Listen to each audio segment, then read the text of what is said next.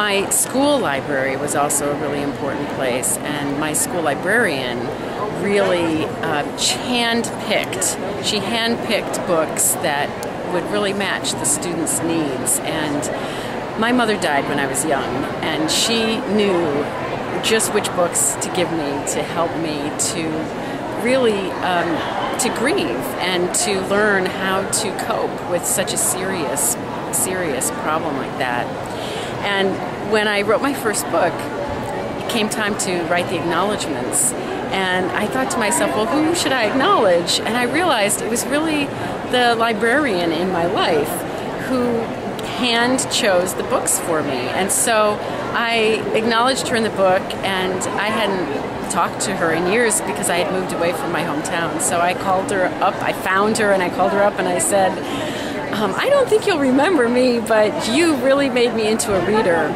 And ever since then, I've talked with a lot of my old friends from my hometown, and whenever I say, you know, didn't that librarian really turn you into a reader? They all agree. It was just a gift that she had, and she shared with all of us. So I don't think I would be here today if it wasn't for the library system.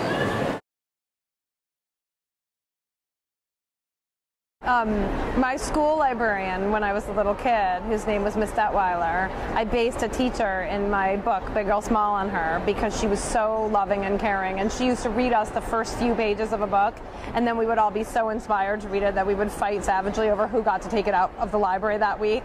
And my daughters, who go to Chicago's Nettlehurst Public School, love their library teacher, Miss Kupek. And they talk every time they have library class. That's the rose of their day at night when we play Rose and Thorn. The rose of your day is the best thing that happened all day, and it's invariably that they had library class with Miss Kupek. I have to go back to the start. My elementary school in Lexington, Kentucky, Clees Mill Elementary, and I guess one of my earliest memories is just going in for story time with Miss Craycraft. Was my elementary school librarian, and I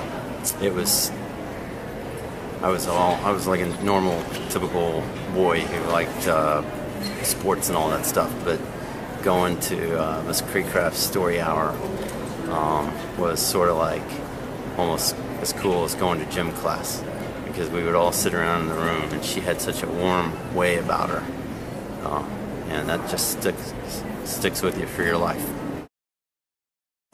Well, you know, when I was a kid, my mom would take us to the library every summer. We had to get our books every week and read them.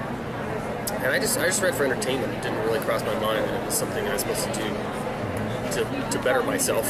You know, I just was reading mysteries, and there was a series that Alfred Hitchcock actually did, a kids mystery series. I thought he had written them, but I think he just sort of was the umbrella over them. You know, I left my high school librarian, in part because, you know, she was very mothering towards me, and I was a sucker for that. Oh wow, I think the library in my elementary school was probably the only place I felt comfortable other than the art room, and I would toggle between those two spots. Mrs. Walsh was my elementary school librarian, and